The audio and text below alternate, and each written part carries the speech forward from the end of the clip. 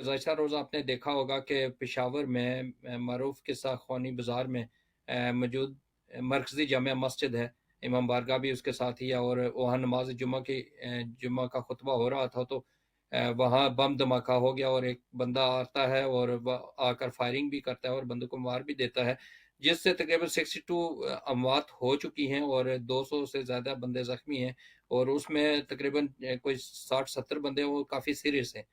तो उस सिलसिले में क्या कहेंगे? इसकी ज़िम्मेदारी भी जिस तरह कबूल की है तंजीम दौलत इस्लामिया ने, फिर इससे पहले जो धमाके हुए हैं जैसा कोयटा में और लाहौर में हुआ था, उसकी ज़िम्मेदारी तारीक तालिबान पाकिस्तान ने कबूल की थी।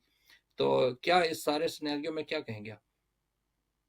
देखिए, ऑब्वियसली ये वही है जिसकी जानिब हुकूमत पाकिस्तान पहले भी कहती रही कि अगर आपके वेस्टर्न बॉर्डर के ऊपर अफगानिस्तान के अंदर हालात ठीक नहीं होंगे, पाकिस्तान उससे बराह रास्त मुतासिर होता है।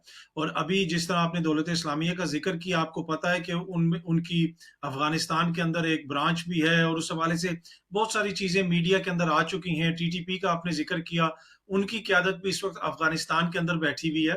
तो एक तरह से ये तो हुकूमत पाकिस्तान को भी चाहिए कि वो अफगानिस्तान की जो बुरी हुकूमत है, उनसे पूछें भाई कि ये लोग पाकिस्तान के अंदर कार्रवाइयाँ कर रहे हैं, आप इनके खिलाफ कार्रवाई क्यों नहीं कर रहे?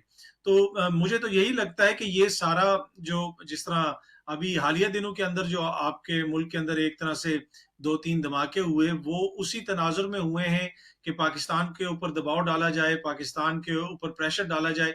और जो बातचीत की बात की जा रही थी कि जी टीटीपी से हम बात करेंगे या किसी और ग्रुप से बात करेंगे, तो उसके तनाजुर में मेरे ख्याल में ये एक तरह से होता है ना कि जी दबाव बढ़ाने के लिए इस तरह की कार्रवाइयाँ की जाती हैं। तो शायद हो सकता है उसके लिए की गई हो। और उसके साथ-साथ आपको पता है कि 24 साल के बाद ऑस्ट्रेलिया की टीम पाकिस्तान आई हुई है।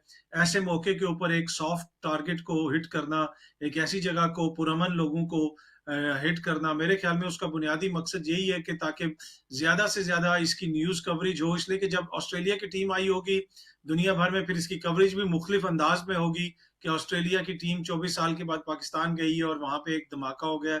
तो मेरे ख्याल में उन सारी चीज़ों को मद्देनज़र आपको रखना पड़ेगा जब आप इस धमाके की तरफ देखते हैं।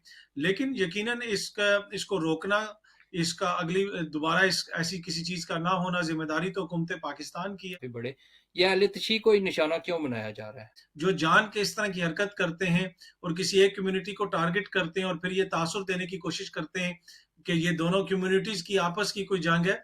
आपको भी पता है, मुझे भी पता है, हम पाकिस्तानी हैं, बचपन से पले बड़े हैं। वहां पे आम पाकिस्तानी के दरमियान तो कोई ऐसा इख्तलाफ नहीं है। कुछ शिदत पसंद ग्रोह हैं जिनको किसी दूसरे से मसला हो सकता है, लेकिन मेजॉरिटी जो आवाम है उनकी तो एक दूसरे के साथ रिश्तेदारियां भी हैं, उठना बैठना भी है, खाना पीना भी है। तो वैसा खुदा ना खास्ता कोई इस खौफनाक हद तक कोई ऐसा तासुर नहीं है कि आपकी किसी एक कम्युनिटी को किसी मतलब कि किसी जानबूझ के टारगेट किया जा रहा हो और लोग उसके अंदर सहूलतकार हों।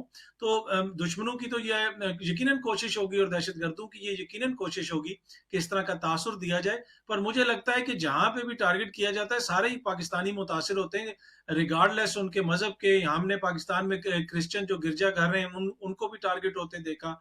हमने अहले सुन्नत की मसाजिद को भी टारगेट होते देखा। हमने सूफिया इकराम के मज़ारों को भी टारगेट होते देखा। हमने इमाम बारगाहों को भी टारगेट होते देखा। तो सारे पाकिस्तानी इससे मुतासिर होते हैं और सबसे बड़ी बात, इंसानियत इससे मुतासिर होती है।